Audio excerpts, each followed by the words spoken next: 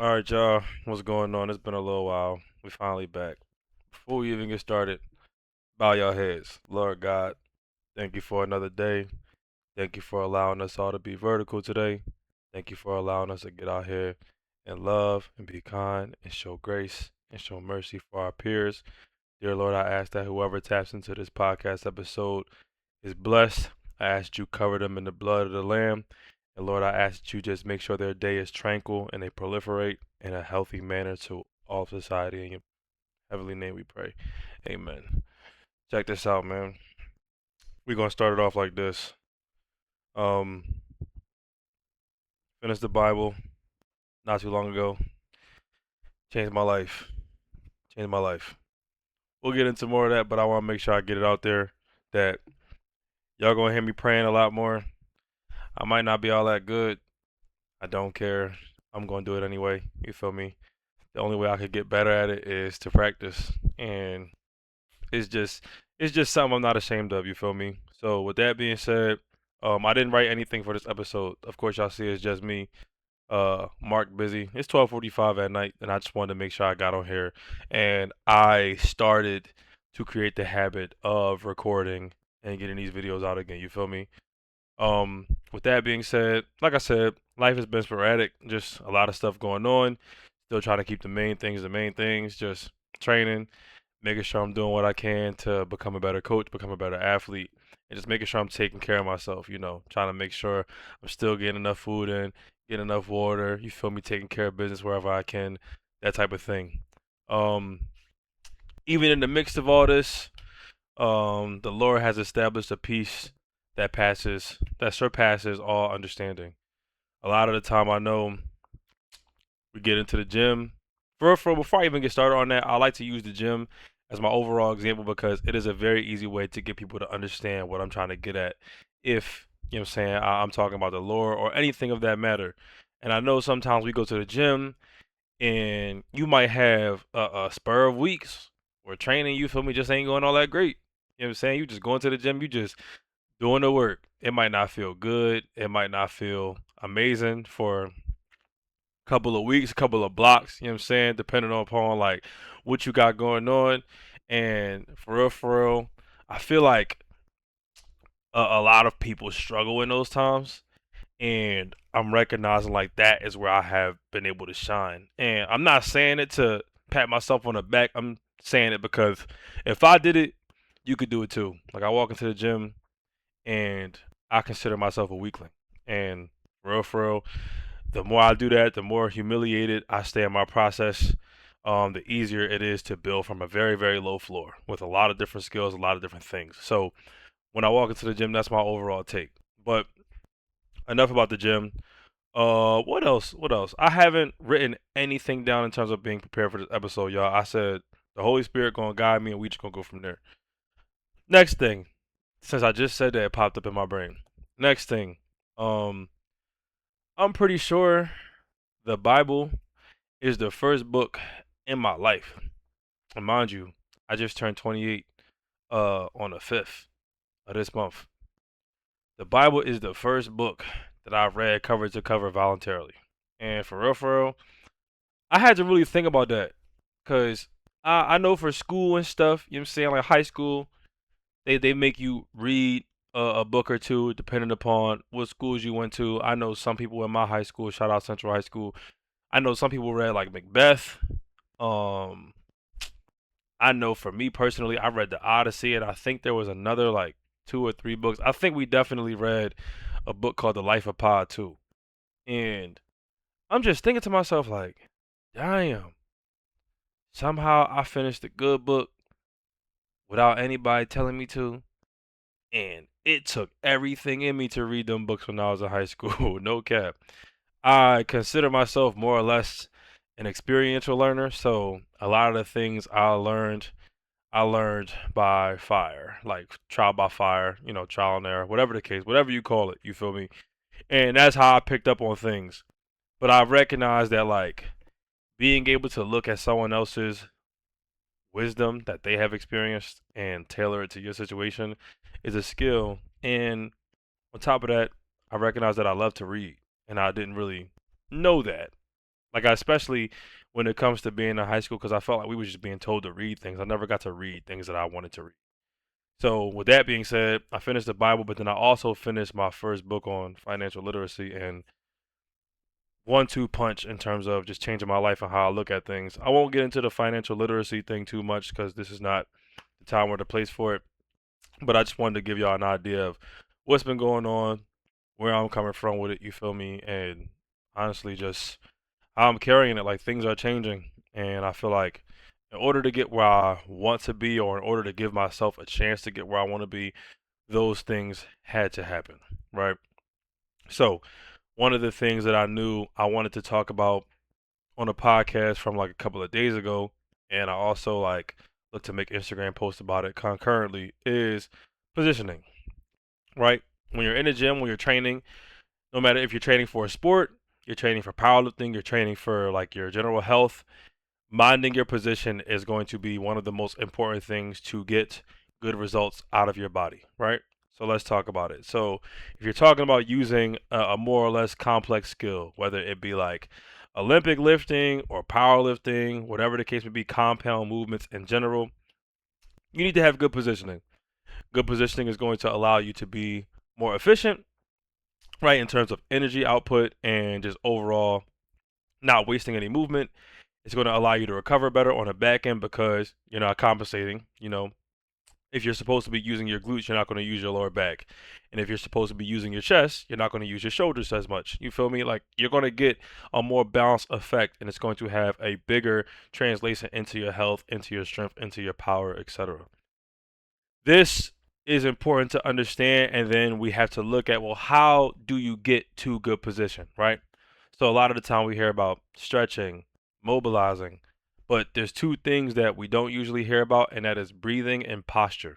And for real, I don't necessarily want to rule out other ways to get to good posture or to breathe properly, but in reality, there's really only one real way to breathe, and that's to, you know, inhale through your nose, like exhale out your nose or exhale out of your mouth, depending on what you're doing, to make sure you stand in the proper position. So I don't want to get into an argument about how to breathe and how not to breathe, but I know in my training, we've talked about this on video before. We've talked about the idea of exhaling, getting as much air out of you as possible out of your mouth, and then you're inhaling air through your nose, and you're using the Valsalva maneuver to essentially trap that air in and keep everything tight as you're going through your lift, right? So I'll start with myself in the case that I have experienced when it comes to posture and overall breathing drills plus mobility and how that led to my positioning being affected around the barbell. So when it comes to bench press, right, I am dealing with compression on the right side of my body. And essentially how that shows up, my front delt sometimes is having nagging pain when I go through bench press.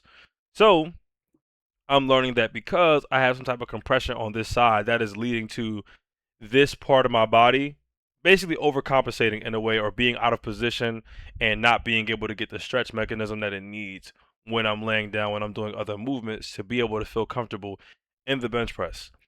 I have been doing breathing drills for a very long time now, but I recognized that one of the breathing drills that I was doing, I was not doing all the way correctly. So I went back, revisited that movement. I believe that movement is somewhere on my Instagram. I have to like make sure I like annotate it or put it at the top of the page so everybody can see it.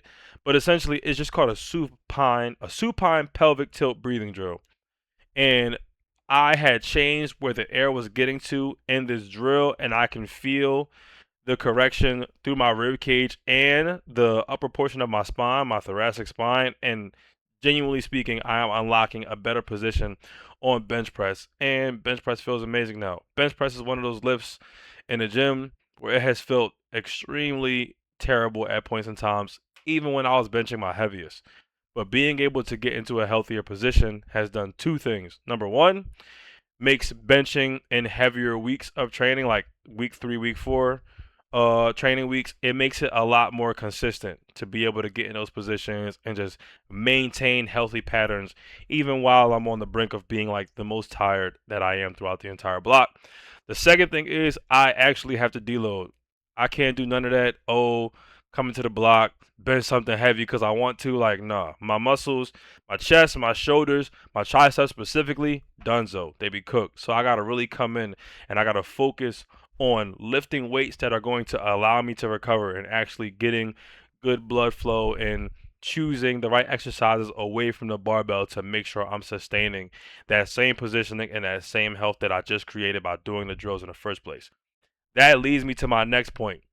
When it comes to your exercise selection, it is key. Mind you, a lot of the same exercises are going to work for a lot of people because there are plenty of people who suffer from the same postural, I guess you could say, deficiencies or the same postural uh, um, ailments, if you will, right? When you look at people like nowadays, I study myself. I study myself on video when I walk. I study myself on video when I'm setting up for a lift. I study everything. When I was in college, I had a professor who basically taught me film in a short degree, and she was saying like once you start operating in film class, you're never going to look at movies the same. It's the same thing with fitness. Once I got into the position where I was actively working on the human body day in day out, including my own, it got to a point where I could never look at the human body the same. Like I can feel if I'm doing something wrong, and my brain will respond and correct me right away. And then there's also plenty of new stuff that I'm learning. So it's just levels to this nowadays. You feel me? So now, when I'm not even in the gym, I'm paying attention to my body and how it feels and how well it's recovering based off of healthier movement patterns, better posture, better sleep, that type of thing. So, exercise selection. A lot of the exercises that I have been choosing away from the barbell have been directly related to what I suck at when it comes to being around the barbell. So if there is a movement that I'm terrible at, I'll literally take that movement and I'll make it a part of my training for however long. Prime example, I did front foot elevated split squats for the last, I think you could say, 5 months. And the reason why that happened is because last year, I believe towards the end of the year, I did a front foot elevated split squat for the first time, and I was genuinely terrible at that job. Like I was kind of shocked at how bad I was considering how much weight I have squatted. Like you know what I mean, but at the same time, it was a humbling experience. So I said that's going to be one of the main things that I work on. And for real, I've been getting better at it for a very long time. And now I'm finally getting to the point where I could progressively overload it and pay attention to what's going on away from that movement to see if I'm getting healthier or not. And this is like a very unique example. The reason why I chose front foot elevated split squats is because number one, there were portions of my glute that weren't activating, and that was probably because my technique around the barbell wasn't all that great when it came to squatting, although I was squatting very heavy. My knees and everything in terms of lower extremities were like out of whack. There would be days where like my knees would be killing me. It would just be hard to like get up and get moving and feel good. What else? Adductor. My adductor and my internal rotation were not good at all. My internal rotation was very bad, and it was also leading to me favoring external rotation when I was doing squats and or deadlifts. I mean, if you go down my page and you scroll, you will be able to see that. Nowadays, my squat stance is very tight. It's very athletic feeling. And it doesn't feel very comfortable to go wide anymore. And that is because I constantly work on that particular exercise front for elevated split squats, and I'm looking to just do it as correct as possible. So I actually took my time progressively overloading that movement. Like I said, it's been 20 weeks and I'm still doing them, so it'll be 20 plus weeks. But now we're getting into the part where I'm starting to overload them week by week slowly so I don't ruin my recovery, but at the same time, I'm going to make sure that I'm still keeping the movement as clean as possible. But there are a lot of things that came from that movement, fixed a lot of my lower body extremities, making me feel better away from the barbell, and it led to my deadlift also seeing um gains actually. Like it doesn't feel as though I'm compensating with my upper body over my lower body to get the work done, and also too I can feel my glutes working a lot more for me. So I'm getting a lot more out of the movement. Lost a little bit of weight because of that too, in relation to the weight loss journey that I started like last year. Basically, my weight hovers around like 240, 245, you feel me? But at the same time, having that in my back pocket, having that information in my back pocket, and just feeling a lot more healthy is just a very, very good feeling. Like the health is definitely the wealth in this process. So when I look at training now, like I pick all of my movements based off of like just how I feel, what the body is telling me in terms of the signals. I look at pain as a signal. Like if you look at pain as a signal, it will be very easy for you to figure out what you need to do to put yourself in a better position. You know what I'm saying? Just listen. Like don't allow it to put you in a position of like overthinking or, you just thinking about how you feel. Like actually give yourself a moment to think about what's going on, what your body is telling you, and figure out what you need to do in the short run and in the long run to accommodate your situation. And it could look different, it could be unique considering, you might have a competition coming up, or if you're in the off season, you got time to deal with it. You might be able to go that route, but I definitely think it's important to give yourself that chance. Um, what else? What else? What else? What else? We talked about the rib cage, talked about the internal rotation. Your feet. Let's talk about that. So, and before we even get started, no, we're not about to be talking about feet picks and all that. I'm talking about actively training your feet and what that entails. So, a lot of the time, you go to the store, you feel me? You about to buy some sneaks. Sneaks be having a lot of cushion these days. I want y'all to know it is not very good for your feet. It's not very good for your foot strength. A lot of the time, if you spend more time walking around in socks or just barefoot, you will have a stronger foot, and your body, your lower extremities, all the way to your head will thank you a lot. Ankles will feel a lot better. Your knees will feel a lot better. Your tibia will be a lot stronger, and your overall hip function will feel a lot more smooth. Something that's very, very underrated. I wear Vivo barefoot a lot. Like I wear them a ton. I wear a lot of recovery shoes away from the gym, but I also spend a lot of time walking around with no shoes on, and my foot has gotten a lot stronger. In the beginning of this entire process, it was bad. Like my feet were not very strong at all. I couldn't stand for a very long time. It was terrible. But better posture these days has led to my walking pattern being a lot healthier and a lot smoother for my lower body. And also, too, I can still feel my feet working in the process of all of this. So, having strong feet, especially if you wear like heels when you squat or heels when you bench, very, very important. And of course, everybody's wearing flats for their deadlift. So, it goes a long way there regardless. Um, what else? What else? Conditioning. That's another thing. We talked about this on a previous podcast episode. I'm gonna talk about it again because I think everybody's a little bit scared of conditioning because they don't see that much volume in their training. Granted, I don't know who everyone's coach is, but I do watch a lot of people train, and I see that there's a lot more time spent around the barbell than there is spent actually working on your body, working on your physique to actually be conditioned. Now, mind you, to be conditioned is to probably look good in the mirror. And for real, I know nowadays what I'm training for. I'm going to the gym and I'm trying to put myself in a position, like my tagline says, to be a weapon. I want to be able to move and function well. I want to feel good. And the byproduct of that is looking like I lift. You feel me? So that's how I look at it. Like, I'm not in there really for vain purpose, if you will. I'm just in there so I can put myself in the best position to not only be able to squat 700 plus pounds again at a lower body weight, but if somebody were to try to steal something from me, I'ma hawk you. Like you feel me? You're not getting away from me whatsoever because I'm pretty fast, right? With that being said, though, a lot of people ask me like, "Yo, how have you been getting to the bag when it comes to being able to lift this weight and lift that weight?" It's like I traded a lot of the volume that I could get with the barbell in the off season for a movement that I wasn't good at, and it's led me somewhere. Like front foot elevated split squats, people have walked up to me like, "Yo, like how many sets you do?" And I'd be like, 5 to 8, and they look at me like my hair rolled off. And immediately they say, "Oh man, I'm not doing that." And I'm like, "Okay, if you're not willing to do it, then you're not gonna have the success, or you're not gonna be able to, have the chance to have the success that I see in my training." And for real, I want to backtrack. You feel me? One of the things that I struggle with, two things that I struggle with is not really people who I am and being naive in that, and then also body dysmorphia. So I'll talk about the first one, then I'll talk about the second one because it's actually pretty funny. When it comes to training, I don't think too highly of myself.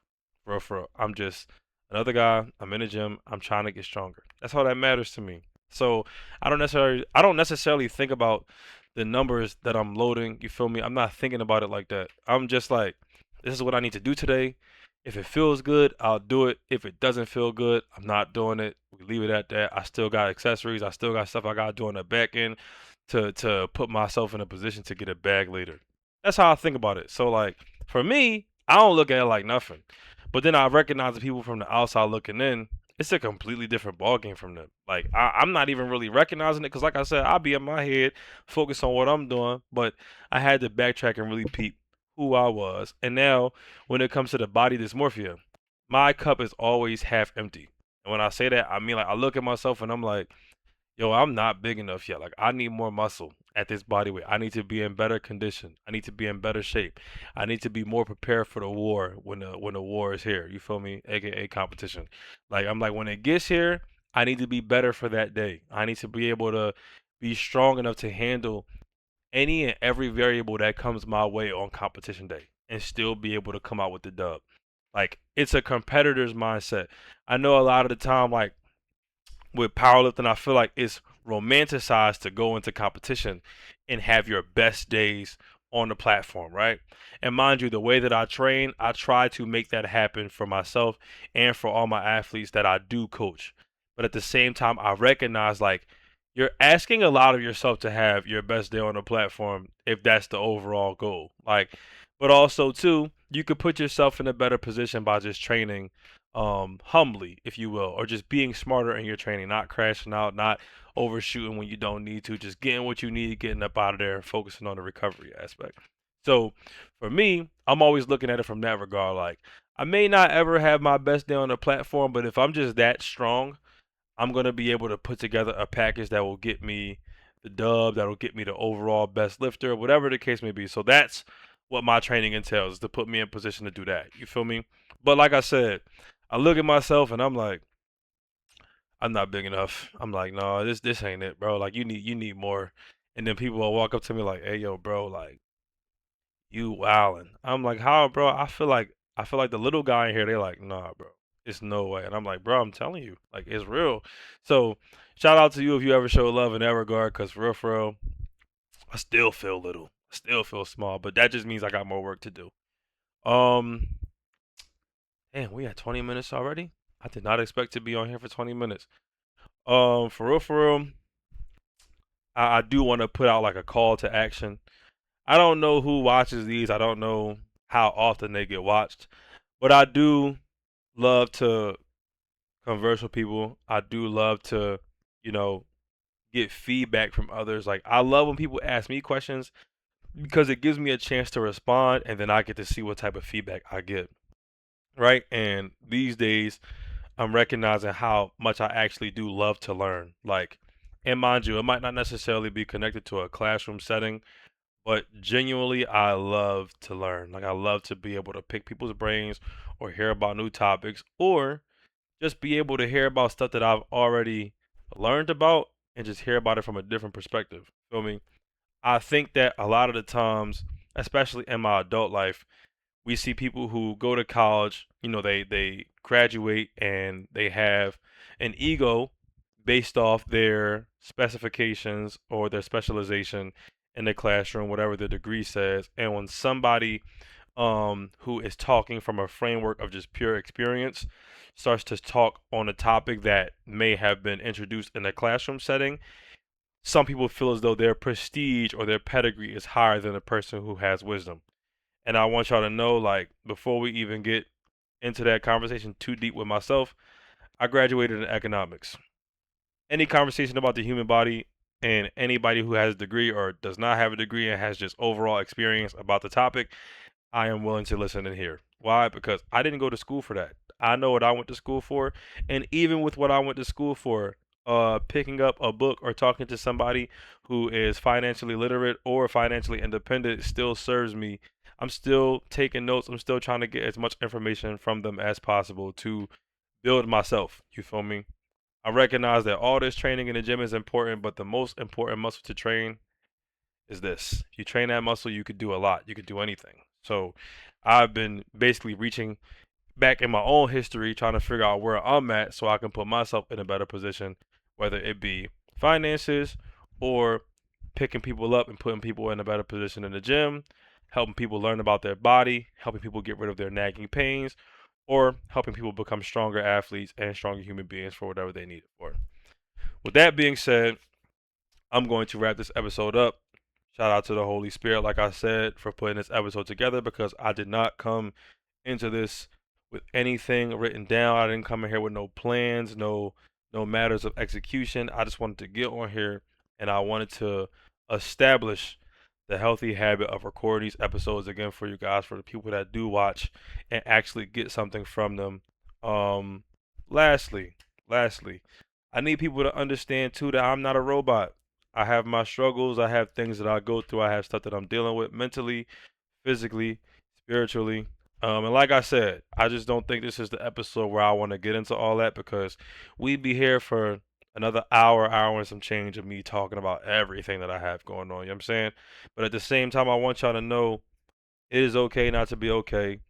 It is okay to uh, get in prayer and be upset about it if you do pray. Get it off your chest. One of my biggest things is I go into prayer and I want to get things off my chest so I'm not bleeding on the people around me for something that they didn't do. You feel me?